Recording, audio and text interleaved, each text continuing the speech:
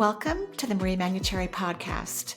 Over the last 30 years, it has been my joy to assist humanity in aligning with their magnificence so they may heal, discover their natural gifts, and communicate with loved ones living on the other side. May you also experience delight while we dance in the powerful, intuitive world of energy. Let's get going. Hello and welcome to our Energy Meets the Divine. Before we get started, that means before we go to the phone lines, I would love to have a conversation to further truly stretch the cosmos or the human consciousness about letting go. Now, one of the ways that you can let go, and I did this in a class recently, and I thought, that would be a fun thing to talk about on the podcast, is to do a meditation. So you close your eyes, listen to brown noise if you need to, or you can actually be doing some gentle yoga moves or a little bit of qigong. People don't have to sit still and never move to meditate. I don't often. I definitely have quiet moments and I know how to be in the present moment. And that's really what meditation is. It's logging off the brain and just being present. But let's say you're in some sort of meditative experience, maybe tonight or tomorrow or, something of that nature. And you're going to allow yourself to remove just temporarily from your consciousness any identifying characteristics of yourself. So how you identify gender-wise, age, if you work inside the home, outside of the home, if you have tons of hobbies, whether you're a parent, an aunt, an uncle, a partner, a dog parent, a cat parent, you're just going to start eradicating these things. And what happens is you just say to yourself, what if I'm not that? What if I'm not a mom? What if I'm not an energy healer? What if I'm not an author? What if I don't have any pets? I'm just, kind of going through my own experience here for a second. And each time you say one of those phrases, whether you say it out loud or silently in your head, give yourself some space just to kind of feel like, who are you? What are you when you are in the nothingness? Because that's where everything happens, is in the nothingness. And getting comfortable with not identifying that you're not a son or a daughter, you're not an uncle, you're not a father, you're not an employee, you're not an artist, whatever it is. And it could be things that you love about yourself, but these things truly are minimizing who we are. We are expanded beings of creation. We are beautiful, unbounding beings of light. And if we keep staying in this identification, these earthly, limited identifications of who we are, because DNA means nothing on the other side, it doesn't have any meaning, then you start to let yourself expand into more of what you are. So I think that would be a really great exercise to do as a meditation, and do it more than once, because it takes a while for people to feel comfortable stripping away something that they fiercely identify with. I remember when I did this exercise many moons ago for the first time, it was hard for me to let go of being a parent. And I was an energy worker at the time, and I loved it so much, as I still do today. I couldn't imagine stripping that away from me. But when you allow yourself to let go of whom you think you are, you start to expand into more authenticity. More aspects of yourself become viable. You begin to learn more depths of who you truly are. It's a very powerful exercise. If you could do it for like 10 to 15 minutes, maybe a couple of times this month in June, and see how it rocks and rolls in your life, that could be really fun for you. Okay. Alrighty. So now I'm going to go over to the phone lines. And what these really are, I always say phone lines because I did live radio for more than 14 years. And of course, this is not live radio. This is podcast. You just go to the podcast page of my website, energyintuitive.com, follow the instructions to leave a voicemail. And thank you so much for doing so. It brings me great joy to answer these questions. And then I answer your questions. If for some reason, I haven't answered your question, is maybe it didn't sound right. Maybe you didn't really leave a question, because I don't pick and choose. I just go down the line. Unless I hear a question that sounds like something I've already answered for that podcast, I may save it for a second podcast. But I don't not answer a question. Okay. Hello, Marie. Thanks for taking my call. I guess just during my spirituality, I've gone through a lot of rabbit holes, deep, long, lengthy process trying to evolve to my full consciousness. I just haven't got there yet. And I was wondering if you could see in my energy or whatever it is exactly that you do. I know you're super intuitive. Just figure out what is stopping me from fully evolving. Thank you, Ray. A good question. First of all, it's your mind.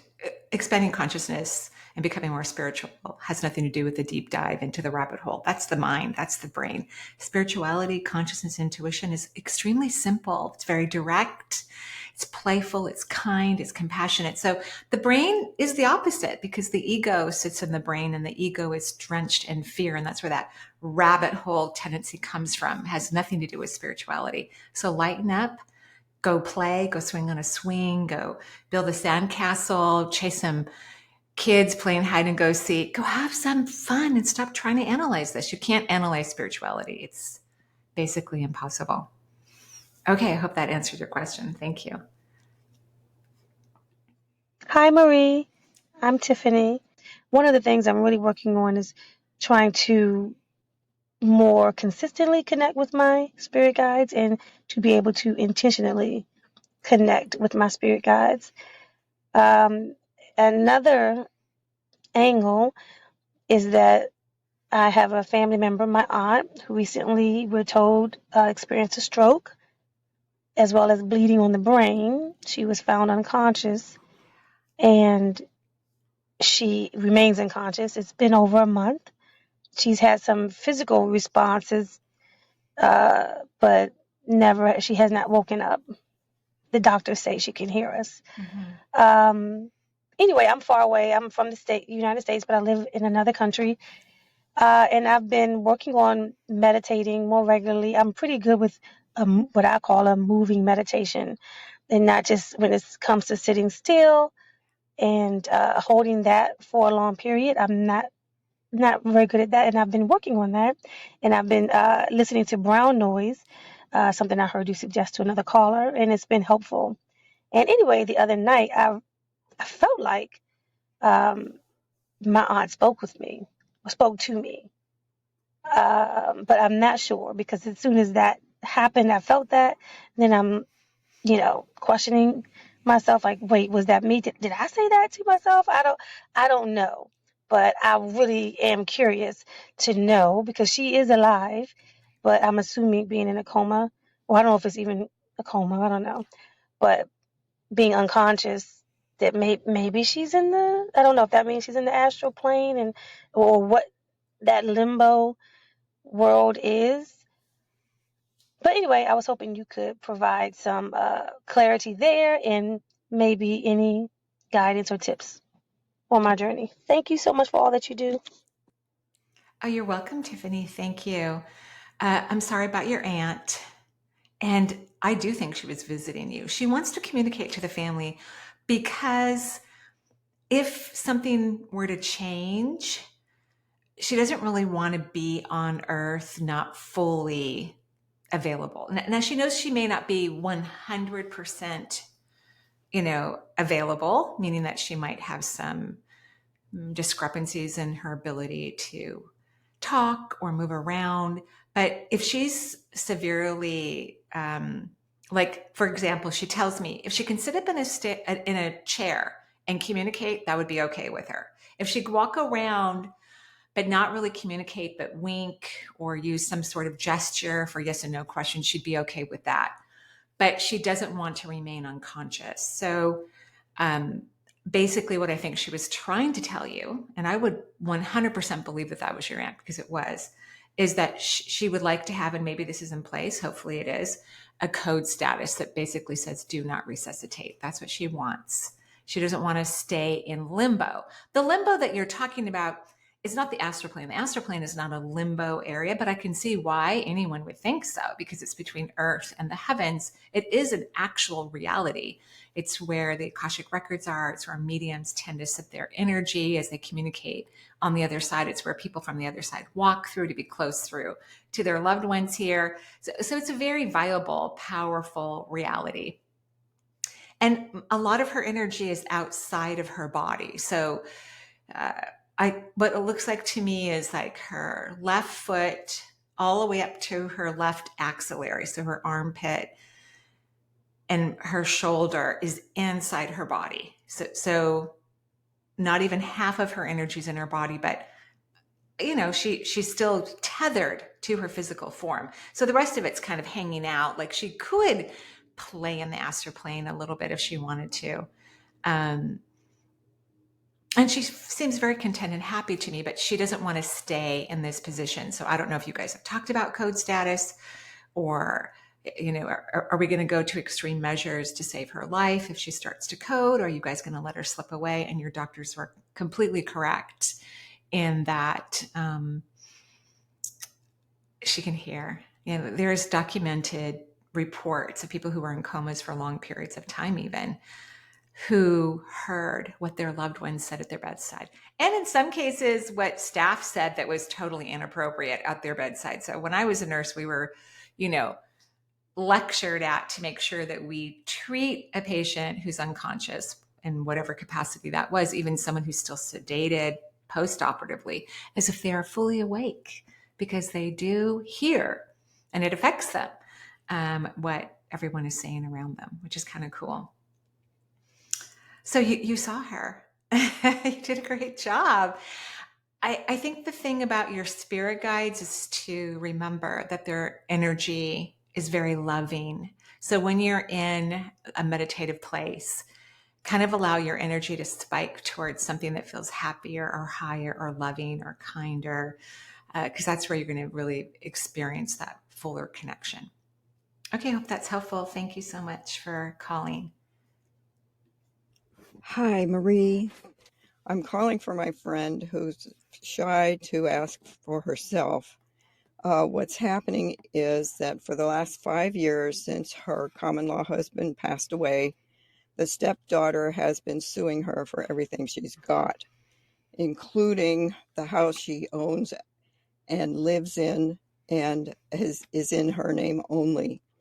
And this stepdaughter is 40, has 2 children, is financially secure, and has lost 2 suits so far, but is still going after her in Texas. Oh, this is Judy from Texas. Sorry. You can sue up to 5 times before the courts say that's it. So what happened was, after a split, my friend and her husband got back together, and the husband was going to adjust the will in order to, for that new situation, but died suddenly. And that left everything to the daughter. But as a common law wife, my friend is interested in, she wants what the state says is hers. That's all she wants. And she's standing up for herself. She says that a couple of times before she capitulated, she just completely ended up with nothing. I guess those are previous marriages, not sure. Anyway, so she wants to know what her lesson is, and I'd like to know what the dynamics are of what's going on. I hope I've remembered everything. He had a small community estate, and most of the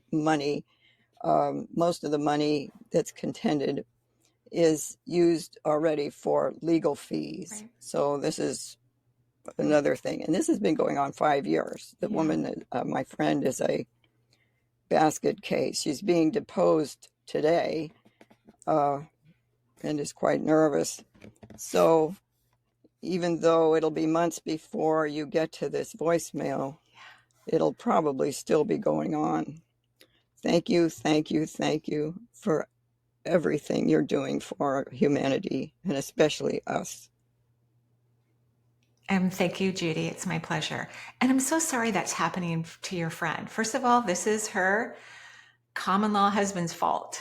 It doesn't matter all of the circumstances. He did not leave the right documentation appropriately before he died. And this is something that happens all the time in the United States, uh, perhaps worldwide, but I haven't heard those stories as of yet. People have to keep their wills up to date. And they also need to make sure, not like in this case, but in other cases where they leave the estate planning to the least favorable family member who will, lie and cheat and, coerce people to write others out of their wills. People have to be really cognizant, because when they cross over, although most people don't care about money once they cross over, it can be a little embarrassing for them. So the reason why the daughter is doing this is because she and her father didn't have the relationship she wanted. And especially because he died suddenly, now in her psyche, whether she's conscious of this or not, she can't have the relationship she wanted. There's no chance that they're going to, in the physical realm, have those conversations that she was hoping, whether again she was conscious or unconscious of that desire. She can't have them. He's deceased, and she doesn't work as a medium, and she may not be interested in spirituality, because you can have conversations long after someone's left their body.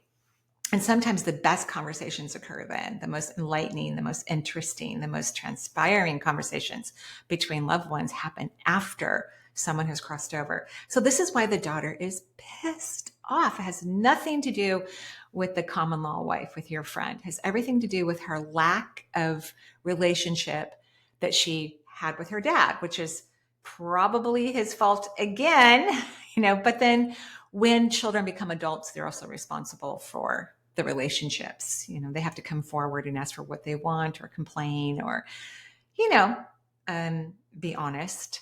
So this probably isn't going to end soon. I'm glad Texas has a law like that. I don't think my state does, but sounds like a great law. 3 more lawsuits to go. Potentially, obviously, the daughter cannot take the house. So unless you have some weird Texas law that would go against something like that. So that's great. I do think they are going to, for the most part, side on your friend. Your friend wants to learn to embrace her power, and she's doing a great job. It's for those people who don't embrace their power, and I certainly have been in that boat myself. Sometimes it's through taking legal action that, because in the spiritual realm, we prefer not to take legal action. We prefer to not go to war. All that we prefer to find a higher realm of adventure. But when people are working on embracing their power, it's not uncommon that they do need to go and have court experiences. Here's what your friend needs to do. Stop thinking about this. Stop talking about it. Stop worrying about it. It's a waste of your time. Go do the depositions. Have your lawyers take care of it. Yeah, probably whatever money was left over that was going to be split, or that the daughter was going to get, or you were going to get, is all going to lawsuits. Oh, well, that's the way it goes. And this is his fault. This is his fault. Nobody else's but his. But don't think about this. In fact, the more you can just be happy and enjoy yourself, the better off your court battles will resolve. I hope this is helpful, and thank you for the question. Hi, I'm Sabrina from northern New Mexico. I'm interested in being more in tune with my spirit guides. I'm not hearing them or seeing them, and I often welcome them with my words. I ask for them to show themselves, or even with my thoughts, sending them messages to help be with me for the day. My question today is about my job and my career path. I've had many jobs, which a pattern of some sort keeps showing up. Often someone with strong influence doesn't like me, and it seems to affect my job so much that others also seem to sort of take sides. And it affects the job so much that I have to end that job or step away. And then I search for another job. And the efforts that it takes to start over is exhausting and sometimes exciting. But is it a pattern within me, or is there a true barrier? Yep. to just finding the right It's job. you. And it seems to be a long-term struggle. And I'm just curious. I'd love your feedback. Thank you, Sabrina. Yeah, those long-term struggles are related to the individual. You are the common denominator.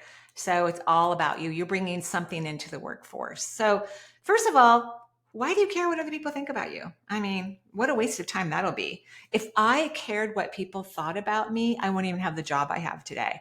When I first began to do energy work and I was contemplating leaving the hospital full time to do what I do now full time and have for since 2000 is when I took a leave of absence from the hospital, but I'd done energy work part time as I was building a practice. And I asked a friend of mine who had owned several businesses what she thought, and she was not positive about it. In fact, she said, have you drawn up a business plan? And I said, no. And she goes, well, why don't I come over? I'll draw up a business plan for you. As she asked me a question, she goes, oh my gosh, I think this could work. I'm like, yeah, I know it's going to work. And it did. And so she obviously got more optimistic, but everybody else in my life who I let go of those friendships at that time period warned me not to create my own business and be an energy worker. So stop caring what people think about you. Stop listening what people think about you. The only person you should be concerned about in terms of reference to who you are is yourself. And I will tell you this, what I heard when you were speaking is you have powerful energy and people are intimidated by you. I think that's a compliment, actually. So try to look at it as a compliment, not something wrong. Are you in the right job? I think if you were in the right jobs, you would be head over heels with it and you'd be having so much fun. Again, you would care less about what anybody thought. So I would spend some time just what makes me happy, asking questions like that. What would bring me great joy? What would turn me on, beyond my wildest dreams? That's what I would be doing. And stop caring what other people think or what you think about them, or just get out of that whole low vibrational time space reality. Who cares? Who cares? Anyway, those are my thoughts. Right. Okay. Hi, Marie. This is Debbie from South Carolina. Thank you so much for taking my call. I have two things. Number one, most importantly, is a mediumship reading to connect with my loved ones or guides, what they have to tell me. And if there's time, I have numbness in my thumb and pointer finger and middle finger on both hands. I understand this is the median nerve. Doing lots of things, but maybe you can give me another idea of what to do to relieve this, to bring healing. And also my lower back shifts out and presses on the sciatica. Something shifts and presses on the sciatica and causes me a lot of grief. Thank you so much. I look forward to hearing your response. Have a great day. Thank you, Debbie. I'm going to go straight to your body. Because I love everything about the body. And that's what started talking to me first. I would go find a Rolfer. I can't remember where you said you live. I would go find a Rolfer, a gentle one. Rolfing is where people work on the fascia. And what happens to us is the fascia starts to get tight around our nerves, around bones and tissues. And we just need it moved. And so Rolfers move fascia, because I feel like what's ever happening to you is systemic and we need to get the fascia relaxed. You could purchase a tool like a fascia tool that can be flat.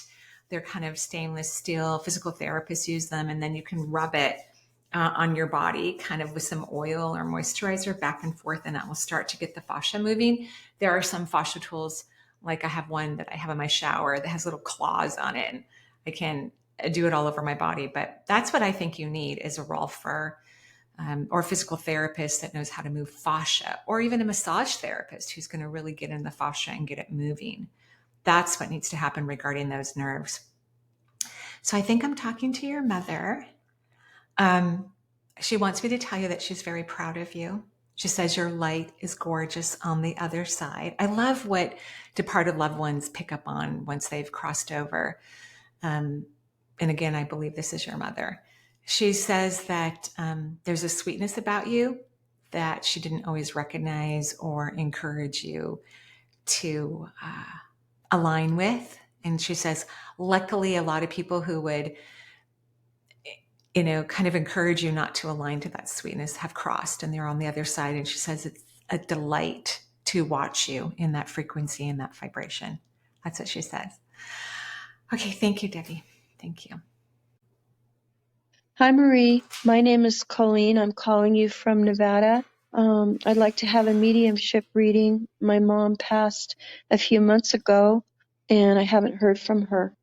Her transition was very difficult, and I just really need to know that she's finally at peace. Thank you so much. Hi, Colleen. I'm so sorry that your mom passed. And it was very difficult because she didn't know how to let go. It's hard when people don't know how to surrender. That's why, like the beginning of our podcast today, had that meditation where people could practice the art of surrender. Because when someone's body is dying or breaking down or whatever we want to call it, because death is an illusion, it doesn't really occur. It's just a transformation of light to another part of the world. You kind of have to let go. Otherwise, your energy stays in your body too long and it can make the death process difficult. On the flip side of that, there are some people that don't do any, or my guides always correct me and say, people do inner work all the time. You just may not see it, or they might be unconscious to it. Sometimes when people are dying, they start to do inner work. And so they stay in their body longer to kind of finish up the process. But your mother feels great. She's very happy on the other side. She enjoys it, as most people do. It's very rare for me to hear about someone who's not having fun over there. She says it's very free. She flies around, to very far distance places. That could be why you haven't heard from her yet, because she's just like a rocket, just, blasting through the cosmos and visiting realities that she had no idea existed. She looks forward, not now, but in the future when it's your time to go, to meet up with you. She said she will be at your bedside or wherever you are as you start to leave your body, whenever that happens, a long time from now.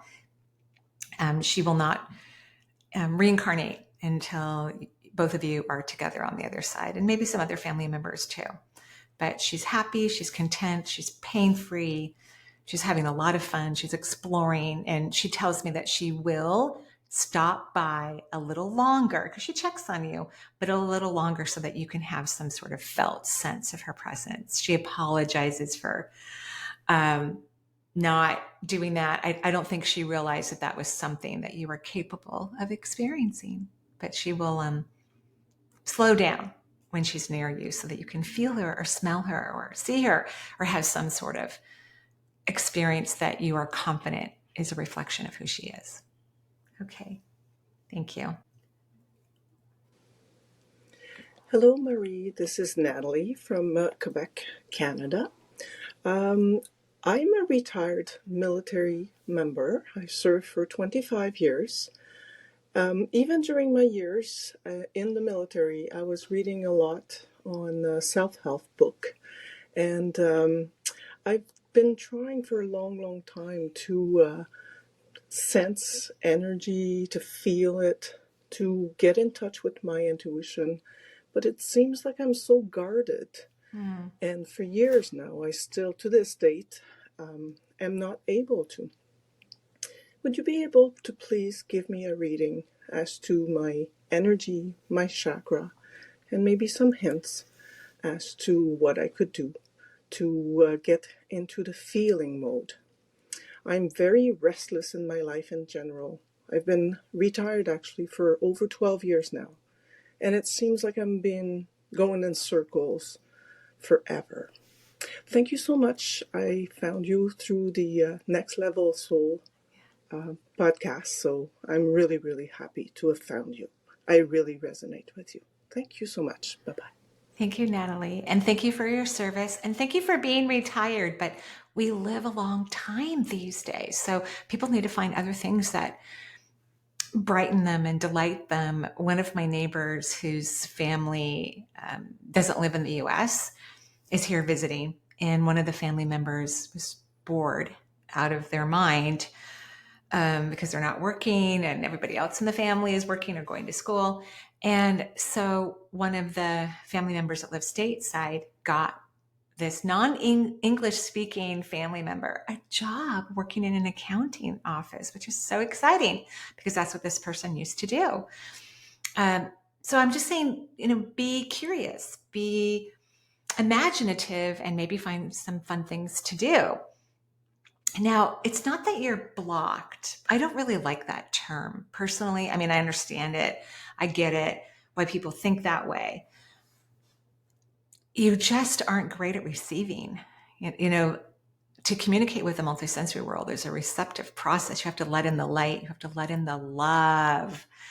I mean, there's so much love from the heavens. It's mind blowing. It almost feels like your whole body is going to break apart when you're in communication and connection with the divine. It's a common experience that many psychics and intuitives have. I think if you could start to feel love for yourself, then you'll vibrate into the love that the universe has for you, and it'll make it easier for you to hear, see, and feel outside of the human realm. I hope that's helpful. Thank you. Hello, Marie. My question is, how do I get over domestic violence trauma? How can I heal from it? And how can I heal my body as well? And if there's anything else that my guides want to talk about, I'm open to it. Thank you so much.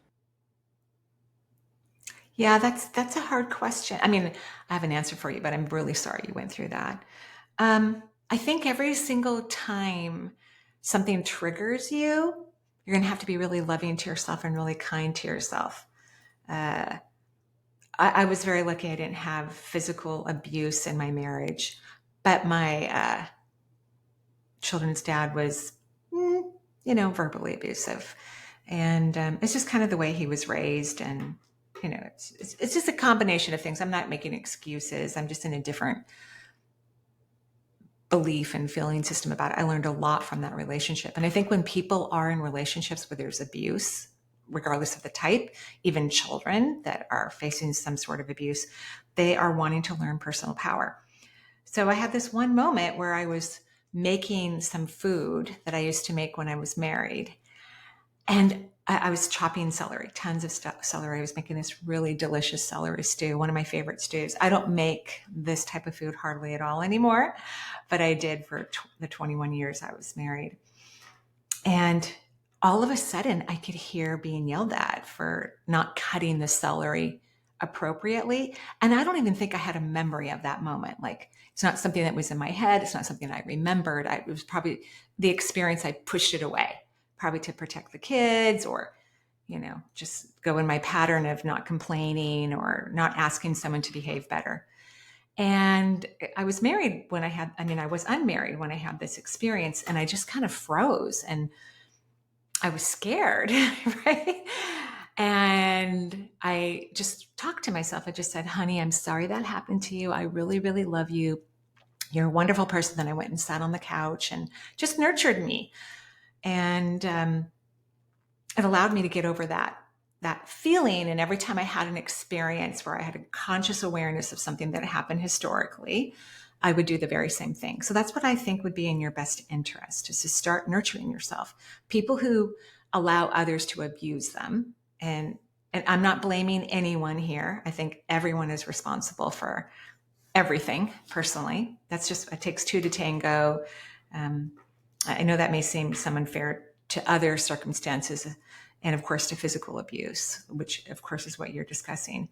But if you could be nurturing and loving to yourself, because that's what yourself needs. And somehow people who don't allow themselves to be empowered, they don't believe they're worthy or deserving of love or kindness or soft affection. And so in that self-nurturing, you are helping yourself to believe how worthy you are and valuable and deserving. And I think what will happen, and it's already happened, you're doing a great job of healing yourself. I mean, seriously, you are. You're free. So congratulations. You will begin to see the truth of the relationship, not just the obvious terrible things that occurred or the uncomfortable things, but we can either learn consciously or we can learn through unconscious experiences, like when there is abuse, there's an unconscious aspect happening. Otherwise, we would have walked away from it if we could have, right? Earlier on. But you're getting better. You're doing great. Just nurture yourself. I think it will give you exactly what you're looking for, so you can let go. Great question. Hi, Marie. Thank you so much for answering our questions. I'm Lavina and I'm from Sydney. So, my question is I wanted to know about what my life purpose is, please, and also what my intuitive strength is. So, very recently in the past year, my life kind of has changed. I have been able to connect to my intuition a lot, and I'm pretty sure there's a lot more that I need to do. And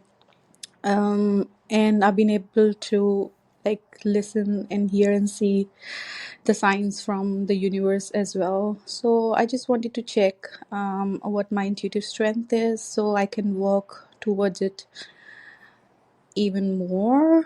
I am starting, I'm changing my career now where it brings me joy. So I've started working on coaching, emotional health coaching, Great. which I really find joy in. So I Great. just wanted to check with you as well on what you think about that. Thank you so much for your help. Thank you. Bye bye. Have a lovely day. Thank you, Lavina, and congratulations for your new career. I think anything that's going to help, regarding in the multisensory world, this health coaching that you talked about, emotional health coaching, that's a multisensory experiencing career path. Because when we think about the older realms of psychotherapy, where there's a lot of talk, tons and tons of negative talk, it's not very healthy. It's not very conscious. It's not a high vibration, low frequency. It doesn't mean that people don't need some sort of interaction that way, but then we have to move into the emotional aspect of energy and changing people's energy. You are a clairvoyant, so that means visions are your strongest ability, but you have knowingness, which is what all psychics and intuitives are looking for, is having the knowingness. Because honestly, I don't care if I see it, hear it, or feel it. I just want to know. That's all I want. I just want to know. So congratulations. Good job. Hi, Marie. Thank you very much for holding this space. My name's Blake. I'm from the UK. Basically, I'd like to get a little bit more of an insight from you about what you see in regards to me to developing more of my gift. I feel like I've had a few blockages over the years, as much as I do on and off jump in to do readings, on and off to do healing, more so off as of late. To a degree, I feel like a lot of the blockages are self-made. I know I'm doing a lot more healing on myself and a lot more recognition of where I'm at, in terms of giving myself a chance to feel and experience and bring self-love in for myself, and to really open up to my potential, try and step into my truth. I do feel like my mind, it's like almost like a vice in terms of it's just not being able to let go and surrender. And I feel like that's a big thing for me. And I know I have problems with trusting. Yeah, well, that's it really. Yeah, trusting and allowing, I think, is a big thing. I'd love to hear more about what you think. Thank you very much, and thank you for this. Thank you, Blake, and congratulations for all the work you do in the world. You're on the right track about loving yourself, and this whole mind thing is the problem for the entire human race. It's really what holds humanity back from, perhaps reaching a tipping point so that psychic ability could be, and mediumship and multisensory awareness could be a bigger part of a larger part of the population. I mean, we're making excellent stride. I'm not complaining. I'm just saying, yeah, it's the mind. The mind is what holds people back. You have to stop listening to your mind. You're doing all the right things. What I did hear by loving yourself and all of that, what I did here is start to take notes of your intuitive experiences. I would start a psychic journal because psychic energy tends to evaporate or leave pretty quickly. I think that leads to the lack of trust. So if you could start to take notes of your experiences, let's say you're working with a client or you're doing a healing work and you're having any sort of impressions or feelings or ideas or visions, as soon as you can, write them all down, date it and write it down. I think it's going to start to give you that validation that you're looking for. I've been recording all of my sessions since I began doing energy work. I did not want to. It was my spirit guide's recommendation. I said, I will not record. And they go, why? And I go, because what if I make a mistake? And they go, well, you will. You will make some mistakes. No one's 100% accurate. And I'm so glad they did, because the majority of the people that I work with listen to those tapes, even years later, which is so fascinating to me. And they'll email me with, oh my gosh, and you said this, and that was correct. Is kind of a validation, I guess you could say. It also helps people to believe in my skill or my ability, because it's kind of in black and white. But in my personal life, when it comes to my intuition, I always write it down. Now, I don't always go back and read it. Just the art of writing it down helps me to remember it, so that as my day progresses or my week or my year or years progress, and then I have that memory, because when you write it down, it kind of hardwires it into your system of what it was that I saw, heard, or felt. And then I go, oh my gosh, I was right. So I think that's going to help you in the trust factor. And thank you so much for the work you do. It's lovely. Thank you. Hi, Marie. My name is Tracy. I'm calling from British Columbia. I want to start by saying I adore you. I could go on forever about that, and one day I hope to meet you in person. So I kind of have two questions. So in 2023, two very traumatic things happened to me. One to do with a relationship, and one was a death. So I'm just wondering what I can do to kind of overcome this. And well, in regards to the relationship, how we can try to resolve this, because it has to do with my child. So I don't know where I'm supposed to go with that. But also, I feel like these situations or these traumas have kind of thrust me into an awakening of sorts. I feel like I'm in kind of a transition. So I want to kind of know where to go with that, like what the next steps are. I know you're supposed to take baby steps. I'm not good with that. I get very frustrated. So I'm just like I'm treading water, and I really am eager to know what's next for me in that regard. If you could offer any advice, that would be very helpful. Thank you. Hi, Tracy. I'm sorry about the whole child thing.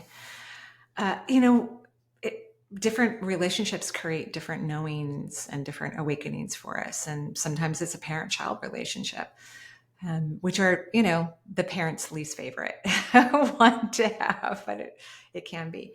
I would love it if you just start saying out loud, what if I'm a wonderful mother or wonderful parent, or whatever terms you identify with, what if and I want you to say it for months out loud or silently in your brain. Both ways work just as efficiently, because you've somehow given the message that you're not. And then you've given permission for people to treat you as if you are not a wonderful mother, and you are a wonderful mother. So I think that's going to help a lot, not only for your confidence and your self-worth, but it's going to send out a vibration, a frequency.